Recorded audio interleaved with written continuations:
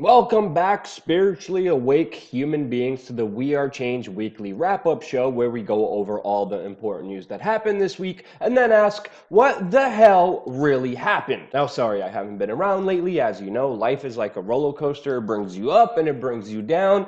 Recently, I've been very down, but life must go on. Today is July 30th, 2017, and today we're going to be talking about North Korea, Russia, Trump, Syria, and of course, Debbie Wasserman Schultz being in major trouble. And this is a story I really wanted to start off with because a former aide to Debbie Wasserman Schultz, the former DNC chair who had to resign in disgrace after it was revealed she colluded with Hillary Clinton against Bernie Sanders in the 2016 presidential election, which then prompted Hillary Clinton to give her a job after that disgraceful, unethical, illegal resignation. That Debbie Wasserman Schultz is now in hot water after her former aide was arrested after being accused of bank fraud while he was trying to flee the country for Pakistan. The Daily Caller is even reporting that Debbie Wasserman Schultz was planning to even pay this suspect when he lived in Pakistan. And of course, there's many speculating that Debbie Wasserman Schultz's aide, Imran Awan, is also somehow connected to the death of former DNC staffer Seth Rich, who many think was the DNC leaker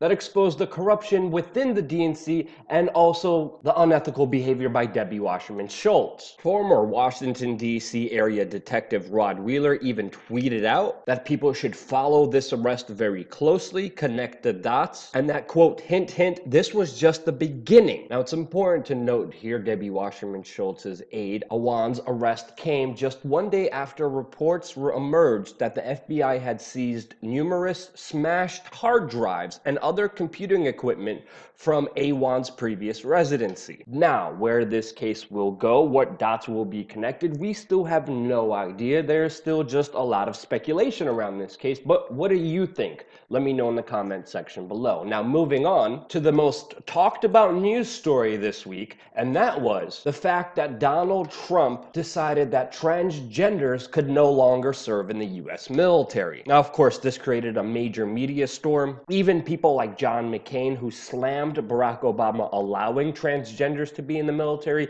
now is slamming Trump for banning them. And to be honest, I'm going to say something very controversial, and that is the fact that I personally believe that it shouldn't only be transgenders that should be banned from the military, but also homosexuals, heterosexuals, and even metrosexuals. No one should join the US freaking military. And I know way too many of my personal friends that were hurt, not only physically, but even worse, mentally, who were lied to, who were cheated and screwed over by the US military-industrial complex. No one should be joining the US military. There shouldn't be so many senseless wars out there, but don't listen to me. I'm just a crazy conspiracy theorist that spreads fake news according to the US mainstream media. Now, in other war-related news, Donald Trump actually made a very important move that shocked the military community and pledged that he would no longer support rebel groups, moderate rebel groups, which previously turned out to be connected to al-Nusra and ISIS and other radical Islamic terrorists, and that the United States would no longer arm and fund these groups inside of Syria towards regime change. And the United States has cut off weapons supplies to rebel groups, says that they will only be focusing on ISIS. Finally, if you've been watching this YouTube channel, one of the main things we've been criticizing Donald Trump on is not focusing on ISIS, but focusing on regime change during the first part of his administration. And it looks like he finally listened to that criticism and is now actually doing the right thing. And it's important to note here, the United States didn't only arm the Syrian rebels, they also paid them salaries with covert CIA programs. Now, the neoconservative deep state establishment lashed out against them because of this, and of course, mainstream media outlets ran headlines that this is only helping Russia and that this is a, quote, win for Russia. But you would think not financing radical Islamic terrorists, the sworn enemies of the West, al-Nusra, ISIS, radical jihadis, you know, the people who commit terrorist attacks in the West? Yeah, those people. You think it would be a common sense idea not to finance them. But no, it's not, and these establishment mainstream media types still have the gall to criticize him on this. Now, Trump is still not perfect. He still has very close ties to Saudi Arabia, but I see this as a move in the right direction. This was a move that was inevitable and needed to happen sooner or later. And just days after announcing that Donald Trump will no longer support the rebel groups and deciding to concentrate only his military efforts against them with cooperation of the Russians, finally ISIS is on the ropes and the battle against them is reaching its crescendo as they're now facing total defeat, just after the United States stopped financing and arming them. What a surprise. All right, great. We could finally cooperate with Russia, defeat ISIS, and no longer face a proxy war between these super world mega powers that have nuclear weapons and have been posturing against each other for a very long time. But wait.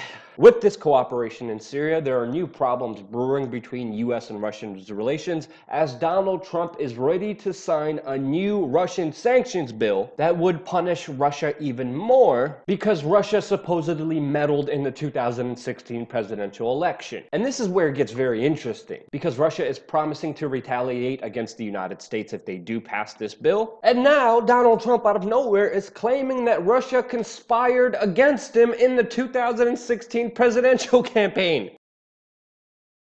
And this is where it gets confusing, as it always does with Donald Trump's moves, because as he takes one step forward, he not only takes one backwards, but sideways, left, right, he jumps, confuses the crap out of everyone, including myself, which I think is his strategy to keep people off balance so they don't know what he's doing and focusing on other things while he gets his objectives done in other ways without as much attention on him. Or maybe he just doesn't know what he's doing. But regardless of that fact, now obviously Russia is not happy with this latest move, and they have just pledged to stay inside of Syria for half a century, as Vladimir Putin just signed a major deal with Bashar al-Assad for an air base with the Syrian government. And while all of this is happening, China has just pledged to invest $2 billion in rebuilding Syria on the verge of the Syrian government's victory against the rebel groups, obviously putting their money where their mouth is and seeking future economic opportunities inside of Syria. Now, in other disastrous foreign policy moves that are right on the doorsteps of China, we of course have North Korea, which the United States says is prepared to use overwhelming force against them after North Korea once again is testing their ballistic missiles. And all the United States does is rattle their saber, flying 2 B-1 bombers over South Korea, and without the support of the Chinese, looks like it will be once again ineffective against the North Koreans, who keep responding to US military aggression with just more aimless aggression, which of course there's been major fear-mongering and speculation that this will actually lead to a major conflict, but understanding the scenario and the countries involved in this, I see that as very unlikely. Now, let's talk about how everyone is a complete slave on this planet Earth and how the shackles of the corporate globalist oligarchy are tightening them not only in our own minds, but virtually everything we do online. In the United States, Donald Trump's Attorney General, Jeff Sessions, is pushing for civil forfeiture. And if you don't know what that means, it means if you are accused of a crime, the police get to take whatever you have from you and keep it as their own. A legal order that has been abused by police departments and has literally robbed innocent people of not only their wealth, their cars, sometimes even their houses by police forces who are using this legal loophole in order to enrich themselves.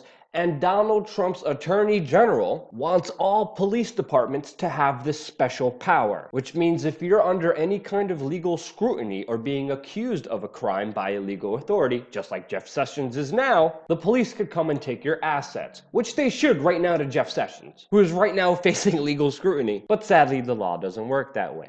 In Honolulu right now, if you use your cell phone while crossing the street, you will get fined. Because, you know, the government, of course, really cares about you and doesn't see you as tax slaves made to pay for their very existence with ridiculous fines that take away more wealth away from you and give it back to them, the state. And this is really infuriating because at some point, I even see the government going as far as to outlawing and giving you tickets for picking your nose because you may get a nosebleed. Get this through your head. the government does not care about you. And now with these ridiculous laws, they have more power, more control, and another revenue source to finance their criminal organization. And it's not just bad here, it's bad all over the world. Like in Turkey, where the Turkish government has just set up a new Uber alternative, which is ultimately a government surveillance tool that spies on you, gives it to law enforcement, and if you're a critic of the government, they will imprison you, most likely torture, and also execute you. In more government execution news,